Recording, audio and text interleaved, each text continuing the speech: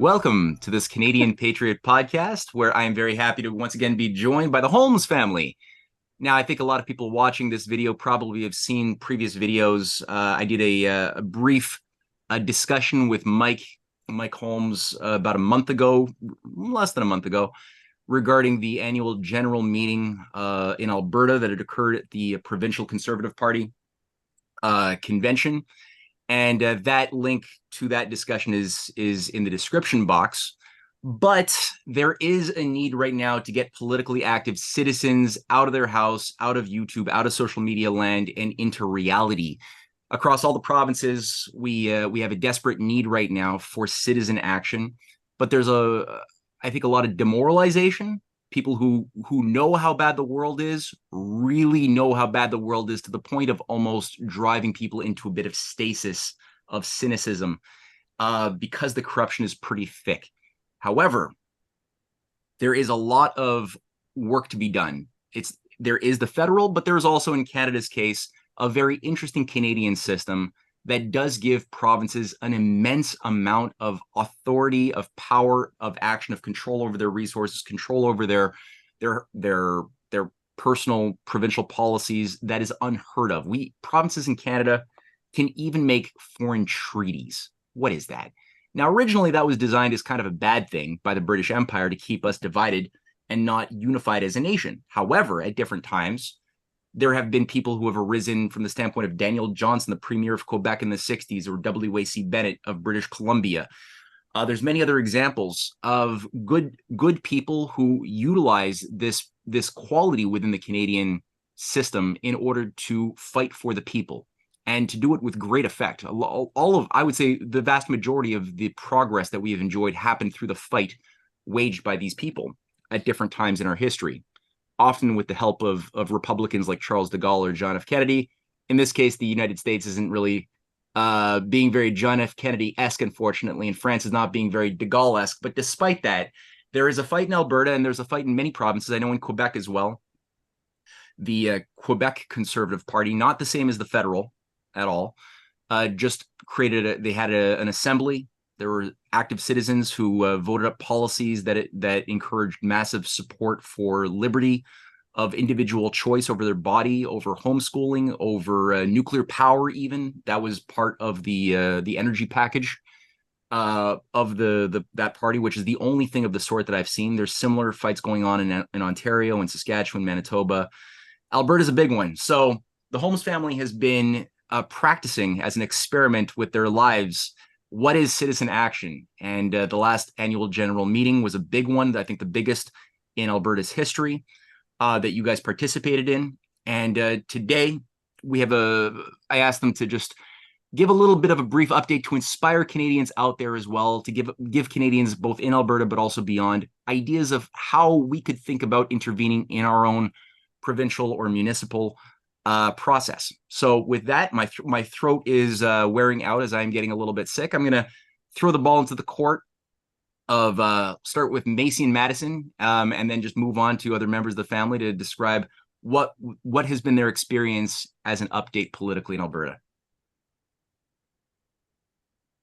Oh, right. Yeah. Let's try. I'll let you guys do rock, paper, scissors. Okay. It means I lose and I have to talk first. Okay. Well, so our little political update is the fact that me, Maddie, and Kyle all tried to get elected to be on our CA board. So what that is your local constituency has a board of directors, and there's 27 of them. And there's a secretary, and there's a president, and there's a CFO, and they're just regular old people like us that try to get on if they feel like they want to participate in the discussions on the board. And later on, it kind of transpires later down the line of you'll be in part of the process of policy negotiation that will later get sent to the AGM. So if you have watched that video of Dad and Matthew talking about an AGM and that process, the board of directors, you're allowed to basically be part of that negotiation for what potential policies you want to see later on down the line get shot up to the AGM. So I've never been on a board before. Neither has Maddie, and neither has Kyle. Our dad actually has, and he also had to get reelected onto the board as well because it's I guess a reelection every time. So just every year, yeah. So, me and Maddie and Kyle were instructed, and so was Dad, to give a little spew as to why we want to be on the board and what it is that we feel like we could offer. And funny enough, actually, there were some people in the meeting. So we walked in, there were people in the meeting, and they decided that they were going to actually step down from their position as a member of the board, so that way other people could get on. And that's not actually usually the case. Most of the time, what it looks like is you'll have people, and it's more than 27 usually, who will try to give their spews to why. And then there's an election process where it's like, okay, so we want this person on our board. But this time it was special for our case because some people were like, in order to make room for these young minds that are wanting to get on board, we will step down. So that was really something special, actually, and really nice. And then yeah, but we still had to give our spew just so that way we could get a feel of our board members. Like, oh, congratulations, now you're all board members. Why did you want to be here again? And then we did our spew, and it was lovely. And a lot of the time, it was people's very first time. Like I'm 19. I was like one of the youngest, but there were some 40-year-olds and 50-year-olds that are like first time on a board, don't know anything, came to learn politics, and that's really exciting to see. And I have an idea that the board experience will just consist of some updates on issues that are concerning Alberta that our MLA will present to us, and then we get to talk about it and see where we want to go from there. So yeah, right on. Oh, that's cool. And was there so were you guys the youngest people as far as new members, or were there some other people of a similar 20 something age bracket in there already? There was actually one other, so there were two younger people other than our clan in the room, but there was one other young lady who got onto the board, and she came up to us afterwards to say, hey, nice to see some young faces, and we'll actually be having her join over to the youth. So. All right, cool. All right. No, that's a good. And how many of these boards are there in the province? Dad, aren't there like 82 constituencies? 87. Okay, so if I'm not mistaken, which I could be, but I don't know, 86 is, yeah. 86, okay, well, yeah, perfect. So there's 86 constituencies. All 30 members, if I'm not mistaken, are permitted on all boards. 3 have officer positions, which Macy had mentioned. You have your CFO, your secretary, and your president. And then 27, they're called directors. But I mean, truly, for as much as that's yes, I am a director on a board. Yeah. So I'm just a pleb, like anybody else, but you're a citizen. Volunteer position, you show up once a month. But yeah, so to answer your question, there's 86 in Alberta. Okay. Yeah, that's good. And so now that you're involved, you're allowed to like these meetings are once a month. You guys are going to hash out and discuss and debate different types of policies that you would like to see, and your decisions are going to then by the end of the votes after the meetings will be sent up the chain of command to influence higher policies in the province. Is that how that kind of works? Okay. Yes and no. So I would say that there's 2 important dynamics to consider when you are on a board. Your first responsibility is to your neighbors within the riding that you live in. So I'm there to roll up my sleeves. Right, and that's what Maddie, Macy, and Kyle, they're all gonna learn this service because it's what I learned. I got on the board based on that dynamic. I showed up to listen, to observe, and then whatever role became necessary to help. It's not so much the party, because I don't believe parties are going to save you. What it ended up being was I wanted to get to know the individuals that made up the board. Who are these minds? Who are these people? What do they think? Why do they think what they think? What's their epistemology on things? And how can I help? This is citizenship in action, as you mentioned in your introduction. So the reason why I'm adding this context and not being able to just kind of like straight yes or no your question is because it's not as simple as what the question tried to allude to. Because I'm there to support our MLA, but I have a responsibility that's actually above that. I have neighbors. Like, I got people that live to the left of me, and I got people that live to the right of me, and I got people that live across an alley from me, and some that live across the street from me. We don't all politically have the same ideology. We don't all look at the world through the same lens. There's several different perspectives that can be brought to an argument or a set of ideas or policies or procedures. Yeah. So I have to keep kind of like my eyes open and my ears more open. Do a hell of a lot of listening and pay attention.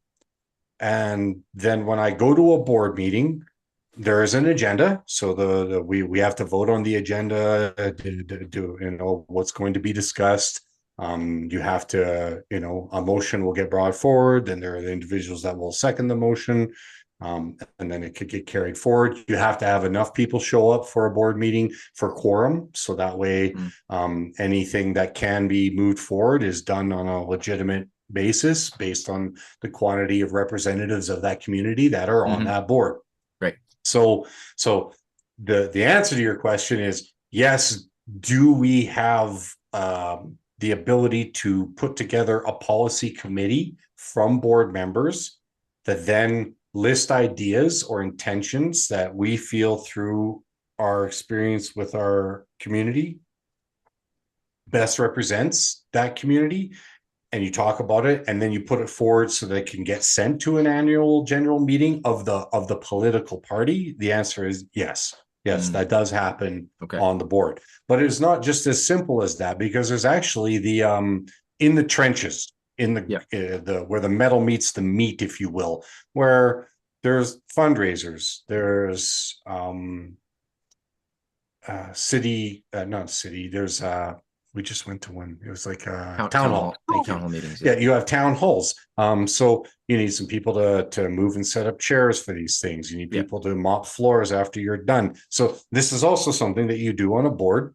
So I don't know if that like answers your question definitively. Well, it's definitely it's more process oriented. It's not so like this is what happens in a Aristotelian way, but it's a more process oriented thing that you're describing here. And I think that's important because it's an attitude of being a citizen. It's not being a consumer waiting for things to happen at you, but to be a participant in the process. And it's just it's a slight subtle shifting of the mindset, but it makes a big difference. And that's the only way that Western civilization has been made viable, is by people having that attitude of seeing themselves and their role within a process with responsibilities, big and small. But that's the way it works. Otherwise, people don't get it. Madison, what are your? Did you have any thoughts or experiences in your having been brought into the fold? Yes, of course. I was more humbled by the experience. I mean, again, like Macy said, never been on a board, and there were a lot of people that we've seen in our communities I didn't even know lived in my neighborhood. So I mean, that's actually kind of cool to say, oh, you're on the board because you live near me. That's kind of cool. So I know it'll just bring us closer. We got our first meeting coming up in like less than a week, and already the president of our board is saying, I don't really want just to have an agenda this coming time. I want the board to meet each other. We got a lot of new people, which everybody's excited about, and there were a lot of mentions and props given to the excitement and zeal of having young faces on the board. Even one of the members that stepped down was an elder lady, and she had been on the board for quite a long time, but she said, I want to make room for the new up and coming. So it was just a real in the moment experience of passing the baton down, which is kind of what Over to You the Youth jokes about, but I was experiencing it from the actual elder generation. That bridge happened in real time. So definitely humbling. And I can feel that there's going to be more than just the duties of doing the policy. Like the attention that's being put on is really community orientated. And that's also coming through from the higher boards. We were just at a meeting that the president of the UCP that we just voted in on the AGM, and they were talking about how they're really focusing on the CA boards, and they want to empower the CA boards because they're the local communities, like Dad said. So the fact that they're really going to be putting their efforts into starting ground up rather than top down, I have a good feeling about it. And again, it's about the people. That's why I'm excited, not the party, but the people. And yeah, so that's kind of my 2 bits. No, yeah, that's really good. Yeah. Kyle, was it what you expected as well, or are you what did you take out of it? A lot of the same. Like I know a lot of people have a sort of nihilistic sentiment on getting involved in stuff. You know, politics, it's this greasy, slimy game, but it's not why we're getting into it. It's, as Mike described, it's a lot more responsibility oriented rather than some weird, you know, beginning step for a power grab in any sort of way.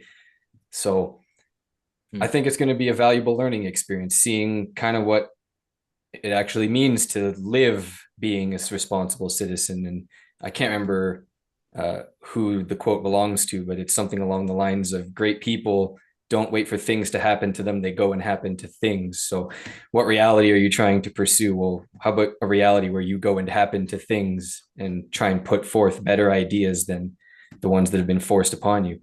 So yeah, I think that was actually Da Vinci who wrote that in one of his notebooks. Seriously, this is a great quote. Yeah, no, I think that's a good way of outlining it, and I think that it's something which everybody can do, right? It's even school boards. There's all sorts of things that involve community engagement, where even if you have it, and it doesn't mean, because I think I used to have a bad taste in my mouth because I trained my mind a little bit too much to only focus on top-down global systems. And whenever I would often encounter people who would say, oh, don't think about the world. All you can think about is what's immediately in your surroundings. And that turned me off. I was like, wait a minute. Yeah, there are people who are thinking about controlling your world and your life. And if you just think about disengaging and only acting local, you'll probably not benefit. However, if you do live in the physical world, and we do act in a community, and we do have a responsibility to said community, so it doesn't mean we shouldn't think globally. But at the same time, we're building resources, skill sets, and you guys are going to be building through your sense of camaraderie, your sense of like learning the subtleties of building relationships, figuring out how systems work. You're building lifelong experiences, which have both an immediate reverberation in the communities that you're operating in, but also a lifelong payback that is going to benefit you as you take on bigger responsibilities 5, 10, 20 years down the line that will be directly tied to your decisions that you're making right now. So that's really wonderful. Noelle, have you been also joining? Did you also get on the board, or are you? I didn't try. Oh, okay. All right. So if people want to get on the board and find your local constituency association, get in touch with your MLA office for your area and ask when they meet. You're allowed to go and listen. If you're not a member of the board, you may not participate, but you can listen. You're only not allowed in if it's a closed meeting. And I think people need to know that, because there are certain constituency associations in Calgary that are actually closing their doors to the people that live there and saying, no, you can't participate. You can't even listen. And there's no one challenging that. So we brought that up to the president of the UCP. And like we said, it's not a party thing, but the party that we voted in and the members of the board that we voted in just got together and had a meeting and said, we really just want to focus on getting these CAs, these community associations, back up and running legit, because they've been so unmanned for so long because people haven't been getting involved. You either have so many people on them that have been on for 30 years and they're not really accepting new members, or there's like 7 to 9 people on the board out in the rural areas. They can't even fill the 27 spots, and they don't advertise. They don't look for other people to join in. And there was a couple circumstances where people went and the constituency association said, oh, we have 30 members, we're full. But what you have to realize is at their AGM, you can put forth your name. Even if there's more than 30 people, you can put forth your name and an election has to happen. So there are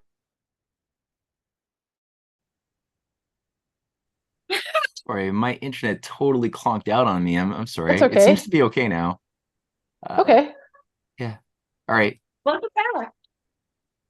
Thank you. Are we back on? Yeah, we're back on. Yeah, it's recording now. Okay. I'll splice it. I'll do my editing magic. That's perfect. Fine. Yeah. But so the whole point is, as citizens, we don't know that we can get involved. We don't understand that we have the right to talk to our MLAs.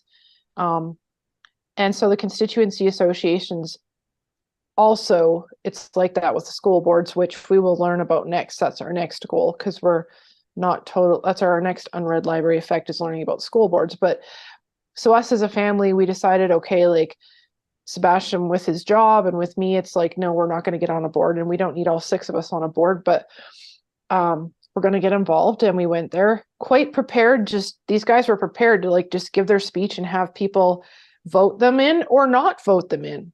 That was going to be totally fine. Like, it was just to participate. And it's funny because they were like, oh, this is such a big meeting and such a big turnout. And I looked around and went, this is a big turnout. Like, to me, it was small because people just aren't getting involved. And so when one of the board members, the one that Macy and Maddie were talking about, stepped down, she had been doing it since the 80s. And her spot was not contested because they barely ever have a full board. And it's like, no, now we got a full board and a lot of new members, because I think people understand that we have to get involved. Yeah. No, that's good. That's good. And yeah, I mean, the taking of responsibility, now is the time to do it. I really appreciate you guys just walking the walk. That's really, really important that more Canadian citizens just do this and show how it's done. So I thank you very much for this update. And if you're, again, listening anywhere in Canada or anywhere in the world, frankly, I'm sure that if you're in Belgium, there's probably community action that you could be participating in as well, or anywhere in the United States. There's town hall meetings, there's all sorts of things, but definitely get involved. Think about your role in this process as part of an ongoing continuity. And I mean, Benjamin Franklin made the point that it was through communities of association that he was able to create a climate whereby he was doing this in the 1740s, but he had a sense that by creating a vitality of collaboration, of citizen participation, he would be able to upshift the climate culturally such that leadership could emerge that would be qualified to make the types of bigger changes that he knew were so desperately needed at some point that was not there when he was starting this process off in the 1730s, 1740s. So you guys are tapping right into a universal source. It works every time it's done. Thank you so much for sharing this briefing, and I look forward to future updates as this proceeds forward. Obligate yourself for the cup of sugar. I don't know. You know this, I'm assuming. Oh, no. Okay. I'm pretty sure one of the founding fathers of the American constitutions had said, obligate yourself to your neighbor for a cup of sugar because this instantly creates reciprocity. This is important. The reason why the board, why are we doing it? Mode of action. So one of the things that I found very inspiring, my daughters alluded to, and Noel had mentioned it, and I never anticipated it, because even when I got involved, anybody who's watched your show and gotten to know our family at all, they've come to understand that we found ourselves kind of getting punched in the face by life. And so this prompted a response. And so it brought me to a board. There's a story about that and the role of service to it. And then to watch my family get engaged in this thing, and then to see the board is still strangers to us. Like, my family is a family. There's a bunch of us in this household and we have each other's backs. But we went to an event and there was 52 people in attendance. There's 27 positions available and just over 27 people put their names forward. So individuals, including the ex-MLA, stepped down from being board members. I mean, this is an admirable thing. This is like in the realm of guys voting guys up on the rigs for doing good jobs, or nurses and women having each other's backs in the health industry, in spite of its particular problems in this day and age. And so you were literally watching an old guard look down the field and recognizing that for all the shrapnel and artillery that they have taken in the civic responsibility, they actually get to take hope. And when you get to watch that enact itself in real time, there is something very, very inspiring about that. There's something very humbling about that. There's also something that it calls forth the better version of yourself. You might not even know it yet. I think that's what we're trying to go and find ourselves. Let's go find out. And that's ultimately what we would like to inspire. We're not going to get this right. We're going to fail as board members. I'm going to tell you that right now. We're going to say things that we probably shouldn't say. We're going to step out of line, probably make a motion that we shouldn't make a motion for, and maybe put our hand up when we shouldn't put our hand up. But that's okay, because the one thing that what we're going to do is we're going to learn this together with our fellow citizens. There's over 50% of our particular board is brand new. They're brand new to this process. And when we got to listen to everybody's 30 seconds worth of spitting out why they were there and what they felt was their purpose for being there, it was all, for the most part, in downstream to what has happened to most Canadians through and through. You know, you've got all sorts of different associations, APP, like on my head and my shirt with my hat, and you got like villainized Manitoba has Together the Stronger, or Strong and Free as Alberta. You got like TBA, TBOF, APP, UCP. You got all these different groups, but the one theme that's being encouraged, whether you want to villainize these groups because you have an unread library effect. Bottom line is people are making assumptions about people's intentions. Mm-hmm. But when you listen to them, show up to your local constituency association AGM. Show up to their monthly meetings. Listen, learn, pay attention. You're going to hear hearts. We just recently had the National Citizens Inquiry finish its entire tour across Canada, and they took 315 different people's testimonies about the response that Canada gave to the whole COVID dynamic. And Ken Drysdale from Manitoba said, listen to 3 testimonies and then go and read our responses or our suggestions to try to improve things, because we got so much of this wrong and we had so many people harmed and hurt. And this is what inspired our family's journey into what's being witnessed. And we need to say thank you. Thank you to Canadian Patriot and Rising Tide Foundation. And thank you to the members of our local constituency association. If they watch this video, they're going to know, because we had to respond. What else were we supposed to do? Nothing. Mm-hmm. Something devastating happened across Canada. Something that needs to be learned happened across Canada. And so here we are. We're trying to figure out how to change our stars.